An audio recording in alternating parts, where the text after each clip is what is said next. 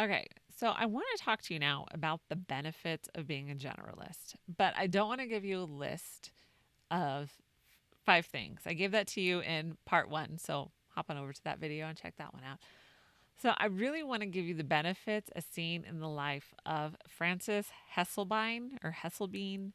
I don't know if I'm pronouncing that correctly, so give me grace for that one. There are many benefits to being a generalist. A whole book was written about it. Range, yeah, you should know by now.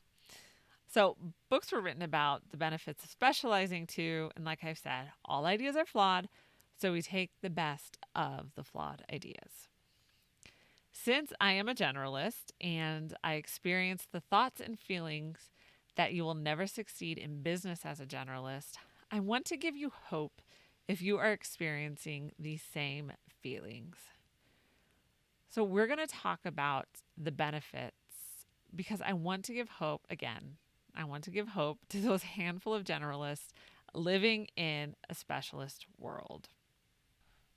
So, I thought the best way to illustrate some of the benefits of being a generalist was to tell you about Frances.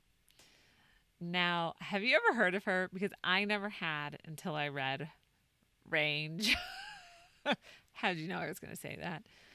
And honestly, when I was listening to her story, it really inspired me. So I want to share a bit about her. Now, again, there was a few pages in the book on her life, and I'm going to give you like 2 paragraphs, maybe 3, a little more than that. But you get the idea. There's more to it than what I'm going to just say here. So I really just appreciated her story and could appreciate where she found herself. When she was past her 100th birthday, she was still in her office every week. In her lifetime, she held 4 professional positions, and she tried to turn down 3 of those 4 jobs. In all 4 of these positions, she was asked to be the CEO or president of a company that she never applied to.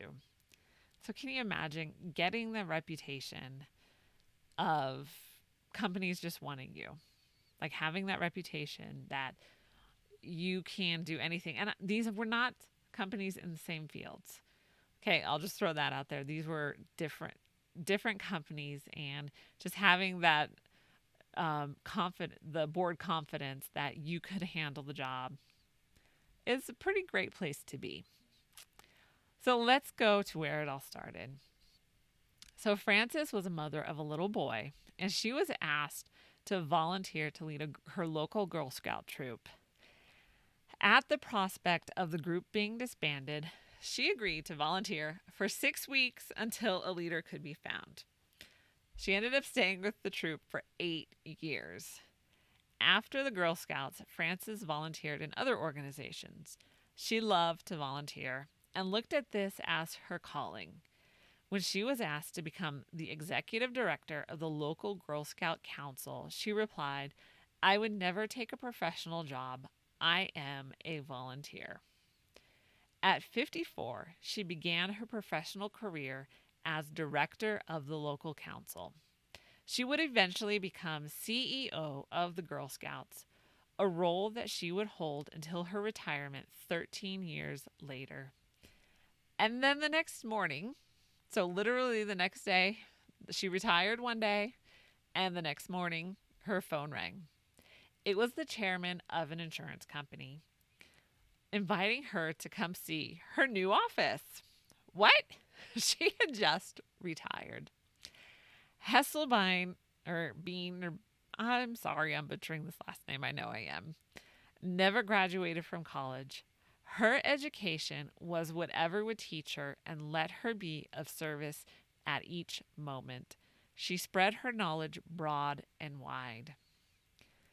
She is quoted in Range, page 152, if you're interested. "I was unaware that I was being prepared," she said. "I did not intend to become a leader. I just learned by doing what was needed at the time." This, my fellow generalists, is what we do. We learn by doing what is needed at the time. And the range of experience and knowledge we get from that is more than any college degree could offer.